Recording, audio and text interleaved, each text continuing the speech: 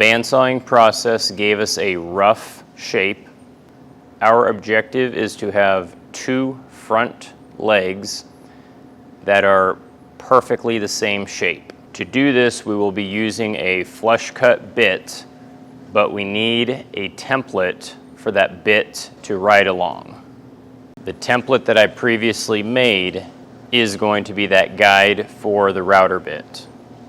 To hold this down, I will be using double-sided tape, and then I'm going to very carefully reinstall the template, lining it up with my previously drawn lines, making sure that the excess material that I left when I bandsawed will be able to get cut off with the router.